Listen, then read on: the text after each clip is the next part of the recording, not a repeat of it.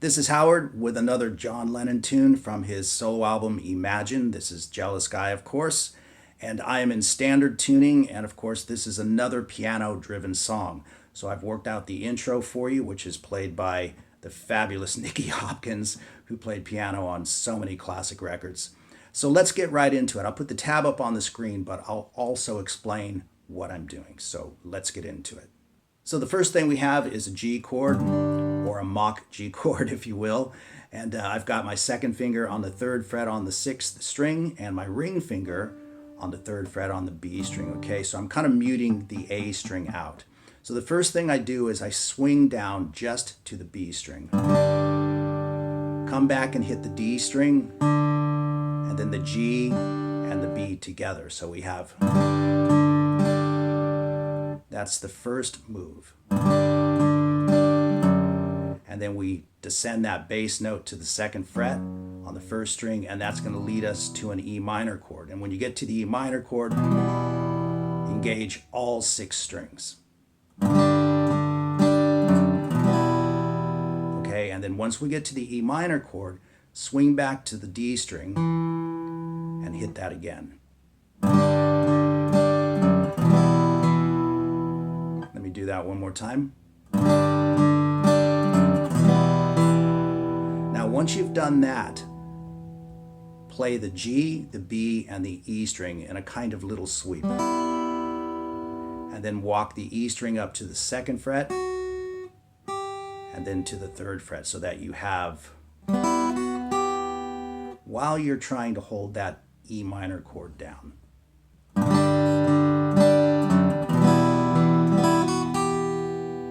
Okay?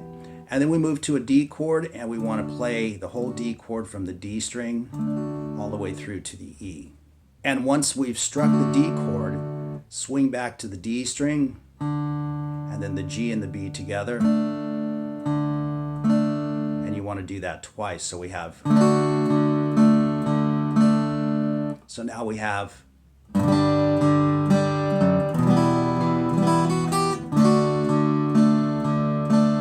one more time, nice and slow. And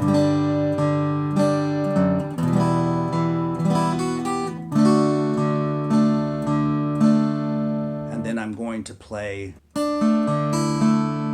So what happens there is you want to open up the D chord, so it technically becomes a D sus2. So your 2nd finger comes off, so the 1st E string is open. And from the B string we pick B, G, D. And then 1st E string, and back to G. And I use a little bit of cross picking for that. Up, up, down, up, down. So everything on that D chord so far then is, and then we move to a D7 chord, and it's the same thing from the D string all the way through to the 1st E string, then swing back to hit the D string, and then the G and the B together again. So we have, then 2nd fret, 3rd fret on the E string. So we have, and then we're going to play some double stops.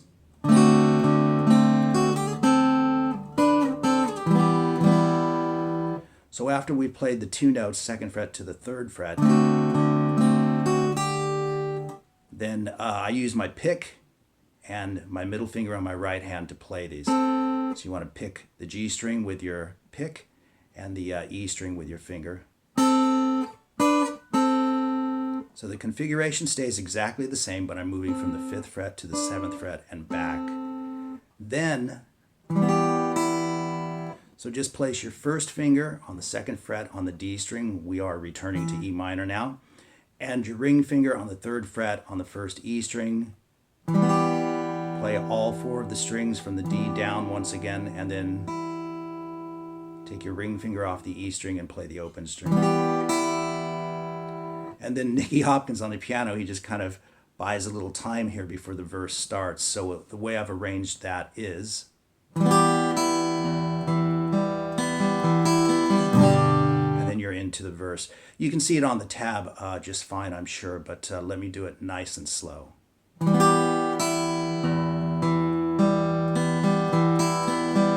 And there's a little bit of cross picking for the faster part. Up, down. But you know, whatever works for you. You can even just play this finger style if you're into doing that. But so let's play that whole intro nice and slow.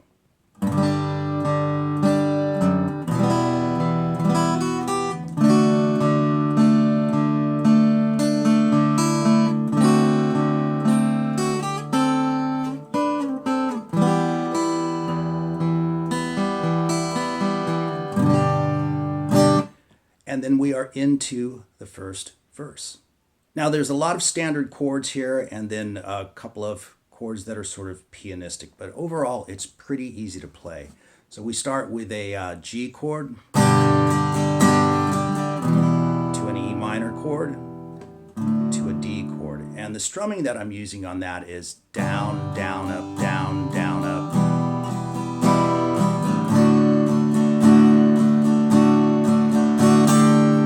But you can wash up the strumming any way you like. You know, the more variations, the better, right?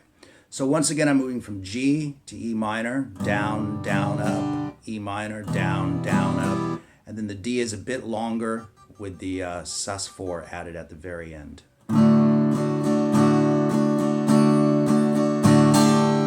So that was down, down, up, down, down, up, down, down, up 3 times, and then down, up, with your pinky coming onto the 3rd fret on the E string at the tail end of that.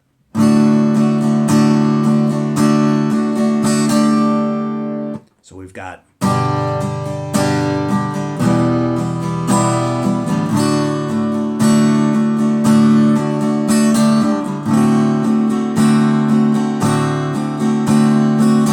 so 4 strumming patterns on a D7 chord. Down, down, up, down, down, up. And then we move to an E minor. So on the E minor, we're going to play down, down, up, down, down, up, down, down, up, down. That's really important because then we play very, very nice. Makes a kind of E minor 6th chord. So what's happening there again is down, down, up, down, down, up, down, down, up, down. And I just used alternate strokes for that down, up, down. So what's happening right there, I don't know if you can see it, but I'll explain it. Just hold the E minor chord down, but just engage the first 4 strings again from the D string down to the first E. And the B string moves chromatically. Open, 1st fret, 2nd fret. So your first finger comes down, and then I use my pinky to grab that 2nd fret. And of course that happens while you're strumming those 4 strings. So we have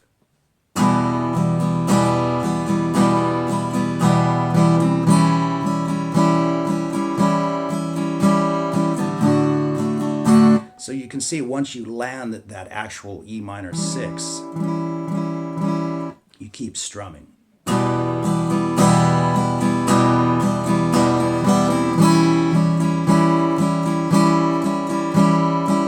4 full patterns.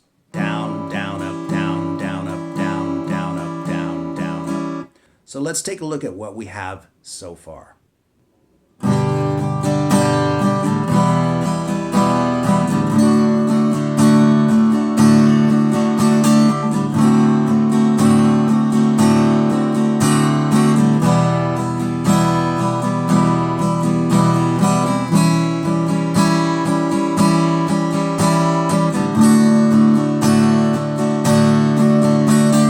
So you can see after that E minor 9, or E minor 6, excuse me, I went back to the D and it was the same thing we did before. Down, down, up, down, down, up, down, down, up, down, up. So off of that whole E minor thingy, we have this.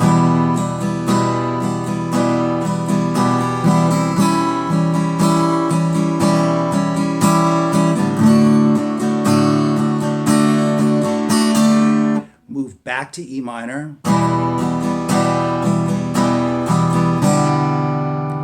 And that becomes an E minor 7th, technically. The ring finger comes off, and you want to emphasize that. You're strumming the whole chord.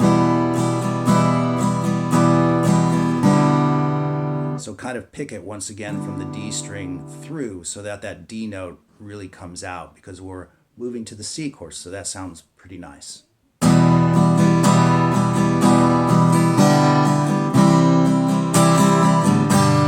So you can see after that I moved to a C, but backing up just 1 second on that E minor, the strumming on that, moving into the D minor 7th chord, is down, down, up, down, down, up, down, down, up, down, and really bring out that D string once again. And then when you move to the C chord, just strum it out for 4 cycles, and you can vary it however you want to, but it's basically just... And then we move into the next section, which is technically the chorus, I think. So let's go over all of that again, just to put the pieces of the puzzle together.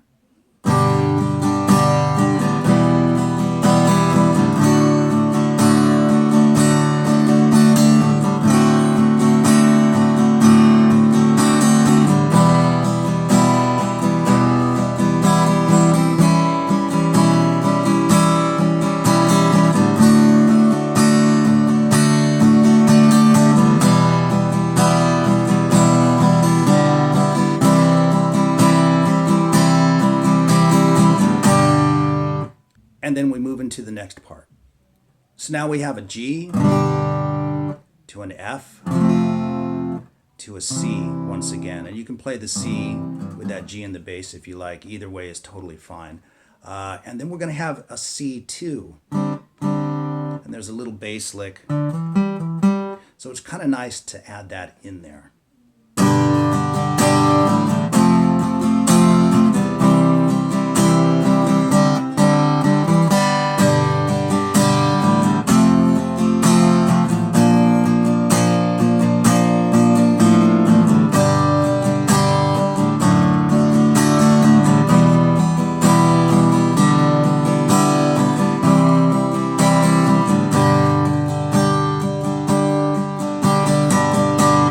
Starts another verse. So let's talk about all of that.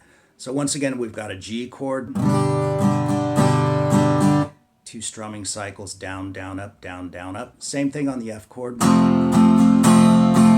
Same thing on the C chord. And then we open up the C chord, lift off the 2nd finger so that you get a C, basically a C sus2 chord. And again, if you want to emphasize that, just kind of dig into the D string. And there's that little bass lick, you know.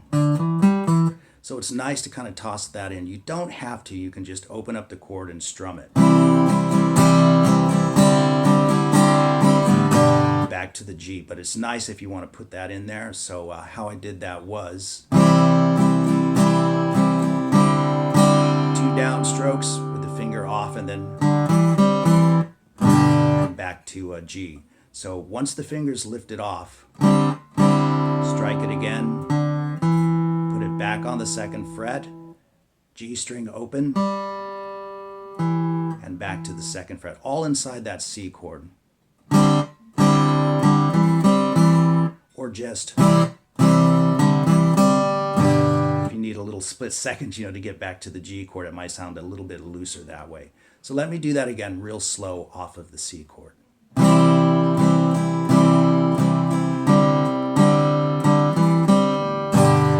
Back to G, back to F again, and this time we move to a B flat. So we have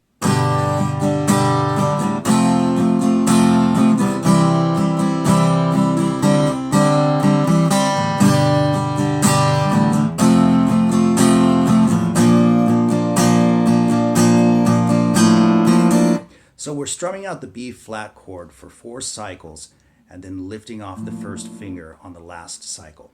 Down, down, up, down, down, up, down, down, up, down, down, up. And again, if you want to emphasize that, it just sounds even better.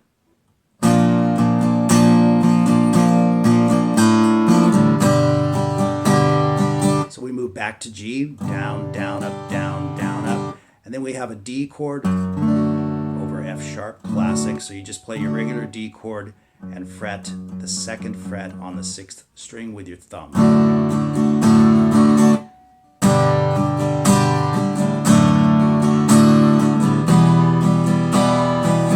can see that I moved to an E minor, and then once again lift off that second finger to make it an E minor 7th, and again emphasize that string so you can hear those descending notes.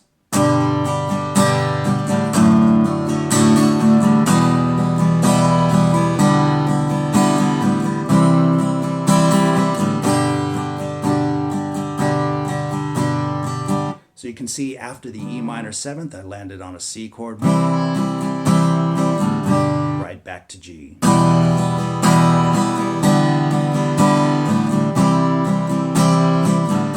So it was just 2 cycles on the C chord, down, down, up, and then 4 on the G.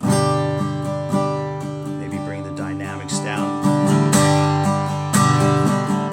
And you start another verse, and that is the song. The only difference is at the end, he loops the C chord. So when you get to the end of it, you'll play this.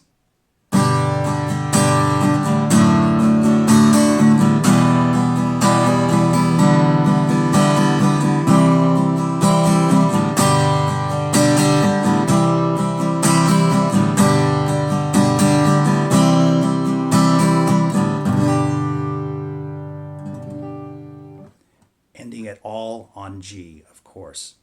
Now, just for fun, there's that little solo break in there, which is really John Lennon whistling the melody. It's actually kind of fun to play on guitar. If you like to whistle, you can just whistle, of course. But if you're playing with someone else and nobody feels like whistling, you can always play it on guitar like this. I'll just put the tab on the screen. It's super easy.